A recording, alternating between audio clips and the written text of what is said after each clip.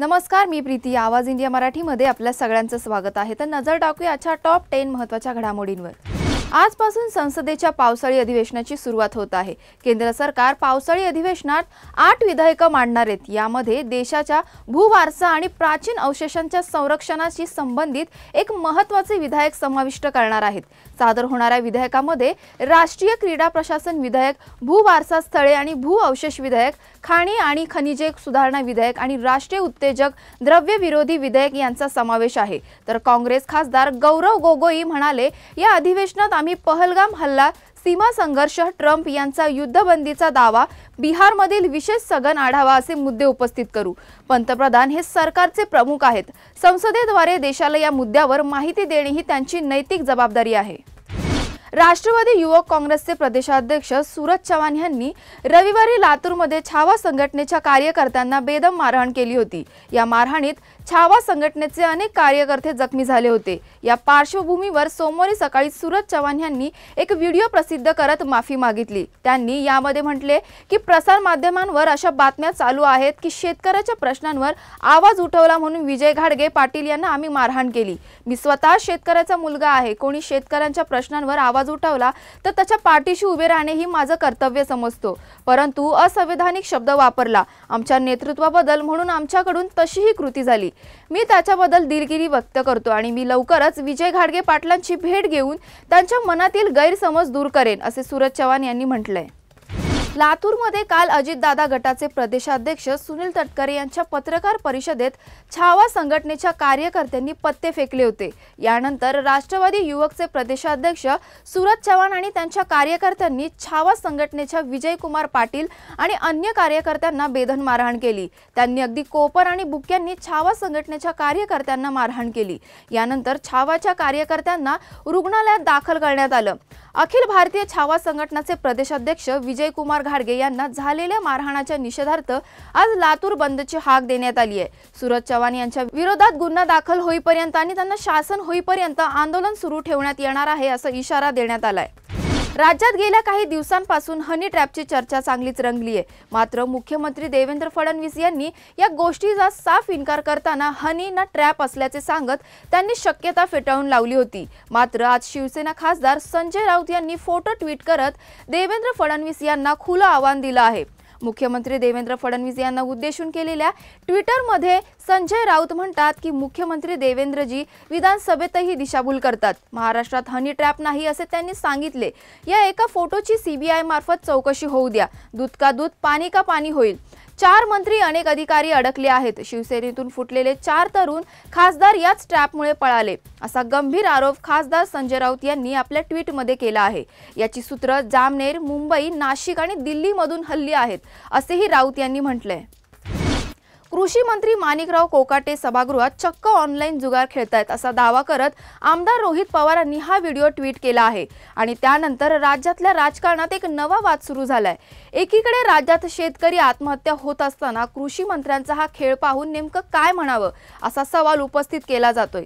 माणिकराव कोकाटेंच्या रमीच्या व्हिडिओवरून शिवसेनेचे मुखपृष्ठ असणाऱ्या दैनिक सामनामधून टीका केली आहे. महाराष्ट्राच्या इतिहासात असा बेपर्वा कृषी मंत्री झालेला नाही, असा हल्लाबोल आजच्या सामना अग्रलेखातून करण्यात आलाय. गेल्या काही दिवसांपासून शिवसेना, ठाकरे गट आणि मनसेमधील युती होऊ शकते अशी जोरदार चर्चा सुरू आहे. यावर आता भाजप नेते प्रवीण दरेकर यांनी मोठं वक्तव्य केलं आहे. राजकारणात युती आघाड्या होत असतात, अनेक पक्ष एकत्र येतात, त्यामुळे आम्हाला काही पोटचुळव व्हायचं कारण नाही. मला वाटत नाही की राज ठाकरे आणि उद्धव ठाकरे यांची युती होईल, कारण उद्धव ठाकरे विचारसरणी सोडून काँग्रेस सोबत गेले. बाळासाहेबांनी शेवटपर्यंत काँग्रेसचा विरोध केला, त्यामुळे राज ठाकरे युती करतील असं वाटत नाही आणि झाली तरी भाजपला काही फरक पडणार नाही, असं प्रवीण दरेकर यांनी म्हटलं आहे. 20 वर्ष राज ठाकरेंची आठवण झाली नाही. आता मजबुरी म्हणून राज ठाकरे यांच्यासाठी पायघड्या घालतात, असंही प्रवीण दरेकर यांनी म्हटलं आहे. कोकण, गोवा, मध्य महाराष्ट्रात 20 ते 26 जुलै दरम्यान मुसळधार पावसाची शक्यता आहे. तसेच 20 जुलै रोजी सौराष्ट्र, कच्छ आणि 21 जुलै रोजी मराठवाड्यात मुसळधार पावसाचा इशारा देण्यात आलाय. 23 ते 25 जुलै रोजी विदर्भ, छत्तीसगड, ओडिशा आणि पश्चिम बंगालमध्ये मुसळधार पावसाची शक्यता आहे. त्याचबरोबर 23 ते 26 जुलै रोजी मध्य प्रदेश, झारखंड आणि बिहारमध्ये 24 ते 26 जुलै दरम्यान मुसळधार पावसाचा इशारा देण्यात आलाय. या पावसामुळे शेतमालाचे मोठे नुकसान होण्याची शक्यता आहे। या काळात नागरिकांना कामाशिवाय घराबाहेर न पडण्याचा इशारा देण्यात आलाय।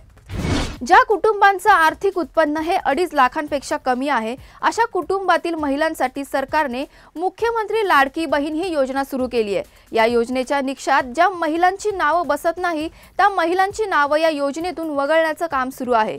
या पार्श्वभूमीवर छगन भुजबळ यांनी म्हटलं आहे की ही योजना ज्यांच्याकडे गाड्या आहेत, बंगले आहेत त्यांच्यासाठी ही योजना नाही।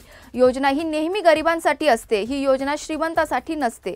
मी पण सांगितलं होतं की ज्या महिला नियमांमध्ये बसत नाही त्यांनी स्वतःहून सांगावं की मी या नियमामध्ये बसत नाही। एवढे करूनही मंडळी ज्या योजनेचा लाभ घेत असतील तर ते अडचणीचं आहे। अजूनही गाडी बंगले असतील त्यांनी या लाडक्या बहिणी योजनेतून माघार घ्यावी। योजनेत बसत नसतानाही ज्यांनी लाभ घेतला त्यांच्यावर अजून काही कारवाई होऊ नये यासाठी मी प्रयत्न करेन। जे या नियमामध्ये बसत नाही त्यांनी कृपा करून थांबावे। खरोखरच त्यांना आवश्यकता आहे त्यांना न्याय मिळेल असं भुजबळ यांनी म्हटलं आहे।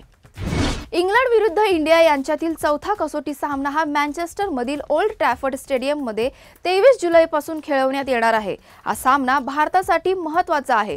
उभय संघात 5 पैकी 3 सामने खेळवण्यात आले आहेत। इंग्लंड या मालिकेत 2-1 ने पुढे आहे, त्यामुळे शुभमन सेनेला मालिकेत कायम राहायचं असेल तर चौथ्या सामन्यात कोणत्याही स्थितीत विजय मिळवावा लागणार आहे। तर इंग्लंडकडे या सामन्यासह मालिका विजयाची दुहेरी संधी आहे। या चौथ्या कसोटीतही 5ही दिवस हवामान खराब राहणार असल्याचं म्हटलं जातंय, त्यामुळे क्रिकेट चाहत्यांची निराशा होण्याची शक्यता नाकारता येत नाही। गेल्या कित्येक दिवसात अनेक बॉलिवूडच्या सुपरस्टारचे सिनेमे आले आणि गेले पण फारशी चांगली कमाई करू शकले नाहीत। पण नुकत्याच रिलीज झालेल्या अगदी नवख्या कलाकारांच्या एका सिनेमानं बॉक्स ऑफिसवर धुराळा उडवला आहे। आधी या सिनेमाकडे कोणी लक्षही दिलं नाही, पण या सिनेमानं पहिल्याच दिवशी बंपर गल्ला जमवला आणि आपली दखल घ्यायला सर्वांना भाग पाडलं। आहान पांडे आणि अनित पड्डा यांचा म्युझिकल रोमॅन्टिक ड्रामा सय्यारा सध्या बॉक्स ऑफिसवर गाजतोय। या सिनेमानं कित्येक सुपरस्टारच्या सिनेमांना मागे टाकलं आहे। पहिल्याच दिवशी या चित्रपटानं त्यांच्या बंपर कमाईनं सर्वांचं लक्ष वेधून घेतलंय। अपेक्षेप्रमाणेच दुसऱ्या दिवशीही सय्यारानं प्रचंड कलेक्शन केलं आहे। अशाच महत्त्वाच्या बातम्या बघण्यासाठी पाहत रहा आवाज इंडिया मराठी।